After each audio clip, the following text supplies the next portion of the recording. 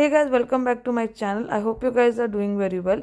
Today I'm going to show you how to make this amazing mango trustless cake. But also don't forget to like, share and subscribe to my channel. So let's get started. In a bowl I added oil, then I added jaggery powder. You can add coconut sugar if you like. Give it a really good mix. Once that is done, I added my vanilla essence. And then after that I added my dry ingredients. That's my oats flour, baking powder, baking soda and cornflour. You can use any other flour that you like. I added milk into it. Make sure that you add the milk little by little so that the batter doesn't get liquidy, and keep it, mix it really well. And you can see how my batter has turned out. So it's not very liquidy, it's thick enough. Then I'm pouring this batter in a baking dish. I've used a 8-inch baking dish, but you can use a cake tin also if you like. And then I've added butter into it. I've greased it very well. Same way you can do with your cake tin, and pour the batter into it. The cake I'm going to bake at 180 degrees or 350 degrees Fahrenheit for 20 to 25 minutes. And you can use a toothpick to see if your cake is baked very well. Once that is done, just cool your cake down. And once it's cooled enough, I'm going to take the toothpick and poke holes into the cake. Make sure that the holes are in like most of the cake, so that the milk, when we pour, it can absorb very well.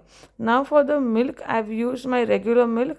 Then I've used Amul cream and I've used coconut milk. So instead of coconut milk, you can use any other milk, or for the regular milk, you can use soya milk, almond milk if you like. And then I added honey.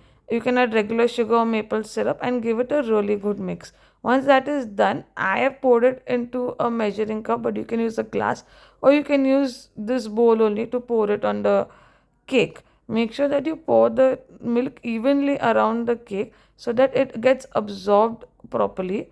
And also this, now this, after this method, I'm going to cling wrap the cake and put it in the fridge for overnight. Okay, you can keep it for 2-3 hours also you like, but I prefer overnight so that the milk gets absorbed very well. Once that is done, I am going to make a whipping cream. So I've taken whipping cream and mango puree, and I've given it a really good mix, and then I'm going to pipe it on the cake. But you can change the proportion as much as you like, or just put mango puree on top of it, or a custard on top of it, but I prefer whipped cream with mango puree. Once that is done, I've added chopped mangoes on top of it. You can add any other fruits into it, but I prefer, as we're doing mango trustless, to just add mango crushed on it, and your cake is ready.